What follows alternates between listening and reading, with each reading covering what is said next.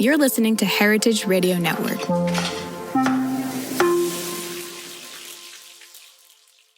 This episode is brought to you by Wisconsin Cheese. We've been making cheese in Wisconsin since before we were even a state, which may be one reason why we win so many awards for it. It's what happens when a whole state dreams in cheese.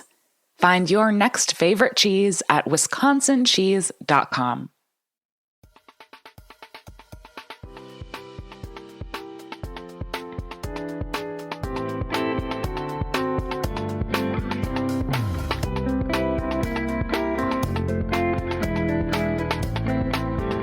Hey everyone, good morning. This is RJ. I'm your host.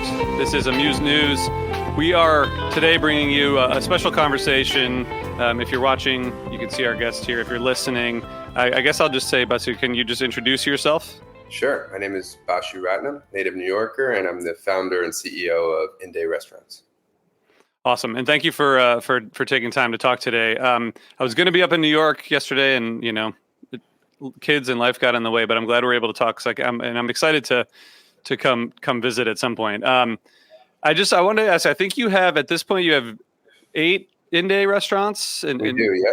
We have 8 and opening a 9th and 10th in the next couple months. So I wanted to just start with how you started this concept and also how you use this kind of cuisine to scale, and how scalable do you feel like, a concept? I feel like you have a kind of fast casual and sit down restaurants in different locations. So you're kind of pursuing 2 different things, but I guess let's just start with the basics, which is what gave you the idea to even start this restaurant group or this idea? Sure. As I said, I'm a native New Yorker, but, born and raised in Long Island, right outside the city. But my parents are both, 100% ethnically and culturally Indian. And so very much a first generation kid. And growing up in Long Island, my parents did the best they could to try to assimilate us, but at the same time wanted to hold on to as much of their cultural heritage as they could. And so I grew up eating really the combination of Indian ingredients and flavors, but my mom was always sort of inspired by, I think, California cuisine and thinking about sort of new American and seasonal and produce-driven food. And so, I grew up with this really interesting kind of flavor profile and, sense of the cuisine, which was really rooted in health and wellness and vitality and sort of thinking about food as a source of energy. And I ended up going to college, studying business, worked in finance for a few years after school, and was really inspired by what I was seeing happening in the fast casual space. It was probably midstream at that point, but you started seeing Chipotles everywhere, and there was Sweetgreens popping up and Kava and all these, different iterations of making a traditional cuisine a little bit more accessible and friendly and easy to eat, easy to order, healthful, flavorful, exciting, etc. And I felt like Indian food was not really well represented in that sort of scene. And I felt like, Indian food was very, everyone knows or has an opinion about Indian food. And a lot of people's opinion of that food is kind of stuck in a certain time capsule. And I felt like that was an interesting challenge to try to take on. So that was kind of the long answer to it. But it came from there, sort of seeing what was happening in the market and seeing that there was this really big opportunity to change the way people think about the cuisine. Yeah, and I guess thanks for explaining that. And I know that you have a kind of combination of business and food background, so you kind of look at it from both those perspectives. And I guess from the business perspective, I guess in growing up in New York City, you were surrounded by every kind of food. So maybe for you, seeing the scalability of Indian food is different than if you grew up where I grew up in the Midwest, where we had one Indian restaurant and that was it within 50 miles. Do you see the timing and the opportunity for this particular idea as being is it sort of evergreen, or do you feel like it's a particular time where Indian cuisine can maybe become, I guess, more scalable, for lack of a better term? Yeah, sure. I think when you say scalable, you're saying on the demand side, can we get it in the restaurants? It's interesting. I'll tell you a story I've repeated a couple of times now, but it really was eye-opening for me. So first of all, yes, I believe Indian food is delicious. It's flavorful. It's healthful. It's exciting. I think it has a lot of similar attributes to other ethnic cuisines that have taken over. I just think the way it's been represented in this country is, as I said, sort of stuck in a time capsule. But that's changing. I think that if you were to have said that Korean barbecue was going to take off, or sushi even, 25 years ago, 30 years ago, those would have felt like very foreign things growing up in the Midwest. But I think, there's great food everywhere now. I think there's an appetite and a curiosity for ethnic cuisines, in a way that's just different than even it was when we started 8 years ago. People want spicier, they want more ethnic, they want more creative, they want more customization options. But I'll tell you a funny story. I was sitting at a conference a few months ago, and I went to be an attendee of the conference because the CEO of Kava and Danny Meyer were both speaking, and I just wanted to hear what they had to say. And I accidentally checked a box when I was RSVPing to the conference that said that I was willing to sit down and host investor interviews, which I wasn't prepared to do. Uh-huh. And so I get to the conference. I have 11 interviews back to back set up. I went to the conference host and I said, I'm sorry, I'm not dressed. I'm not prepared. I didn't mean to do this. And they said, no, they actually wanted to sit down with you. And I was like, what? And all these investors said the same thing, which was 20 years ago, if you looked at supermarket data and you were studying the spins and the velocity and shelf space and growth, et cetera, you would have seen that tortilla chips and salsa and guacamole were exploding. And if you were really smart, you might have guessed that Chipotle was going to become a national brand. And if you did the same thing 10 years ago, you would have seen that Greek yogurt, pita chips, hummus, tahini are exploding. And if you were a little bit smarter, you'd see that Cava and Mediterranean food was going to take over. And now that same growth and sort of velocity and excitement and, the breaking apart of the ethnic aisle is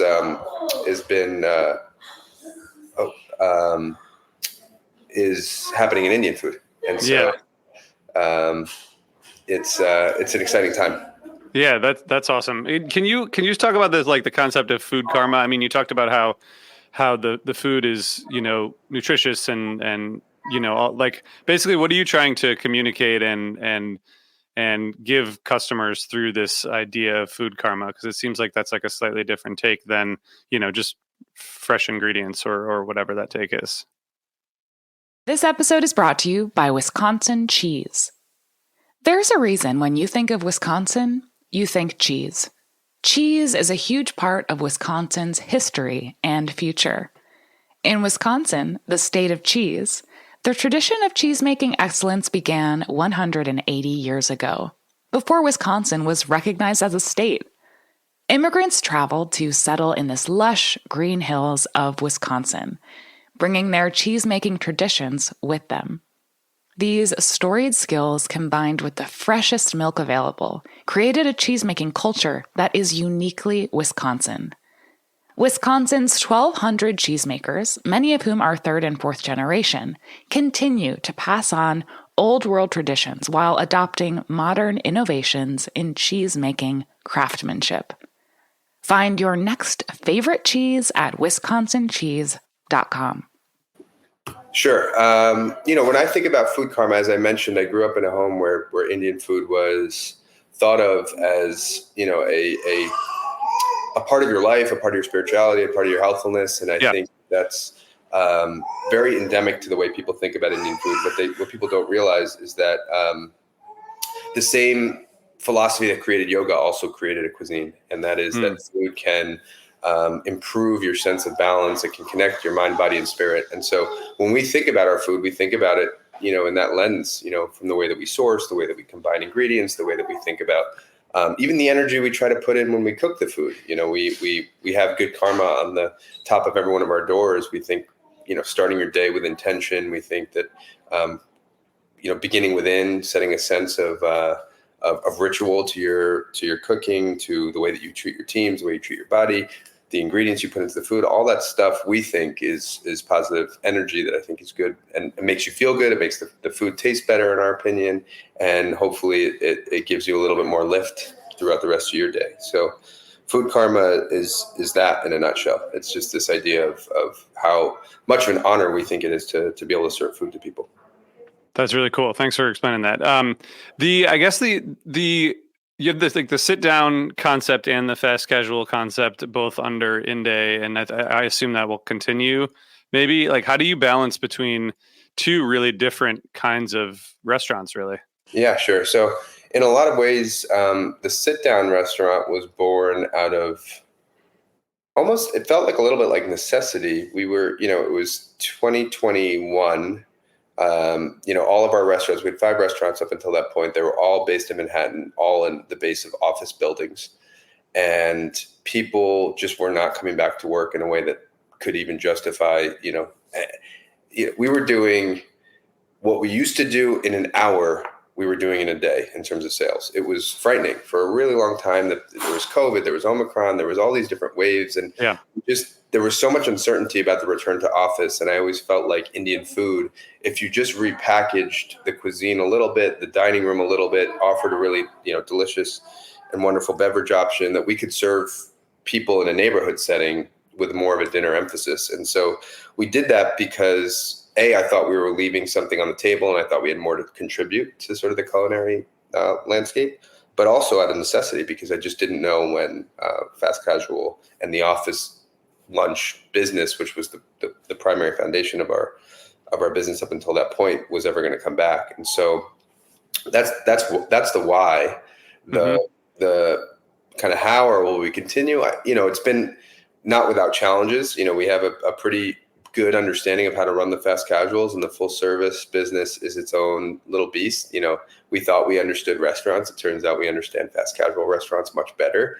And so it's almost its own little business within the business that honestly I get a tremendous amount of joy from. I love to go be a sort of innovator in that restaurant and think about new menu ideas and think about the guest experience and have a little bit more time to create a special moment for our guests that you don't get to see in the fast casual. But it is much more different than it is the same. And the interesting thing is, if you looked at our PMix, which is the kind of the receipt of all of our sales. So if you look at the items people order, if you took the top 5 items from the full service versus the top 5 items from the fast casual, they're almost identical. So it's people are eating the same food. We're using almost the exact same ingredients, same recipes, but the operation and the front of house and the steps of service and the way that we, want to curate experiences are very different, and our kind of business foundation in one doesn't apply to the other.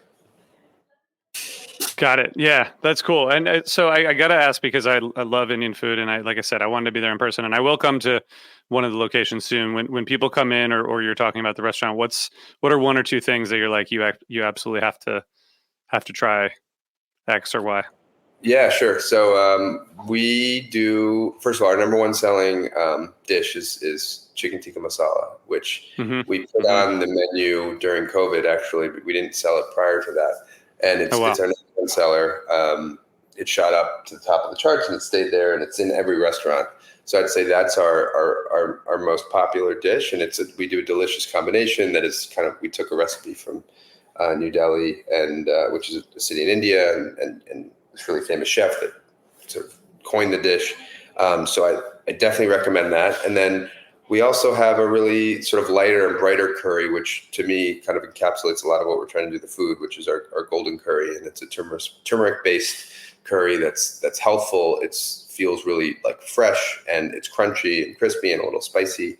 And so I think if you try those two, you'll see kind of the cuisine that we were born out of, and where we're trying to take the cuisine. And it's a good parallel.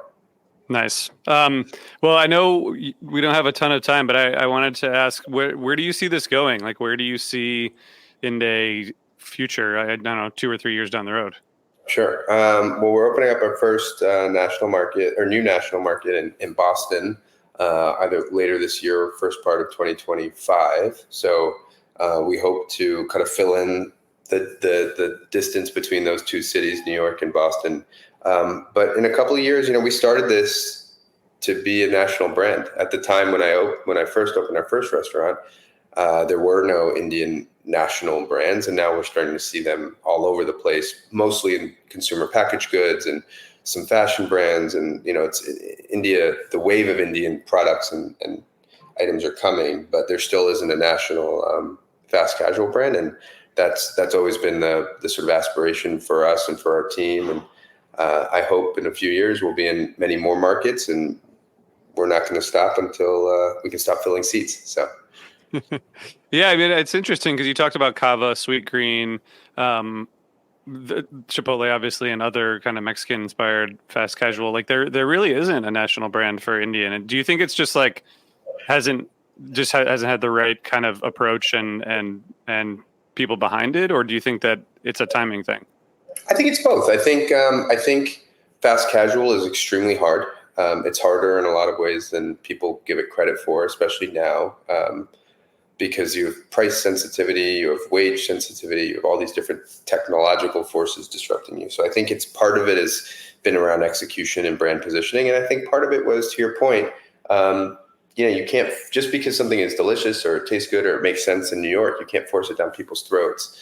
And I think that Indian culture and the Indian diaspora, the population is in a place where people seem to be embracing it in a lot more of a fashion. And I think, if you look at yoga and the way that has taken off in this country, people don't think of it as Indian calisthenics. They think of it as an exercise and unto itself. And I kind of think that's where the food needs to go, where it's not Indian food that you remember that, it's going to make you sick or give you deli belly or whatever these crazy myths are. It's just going to be really delicious products in a brand that resonates with people.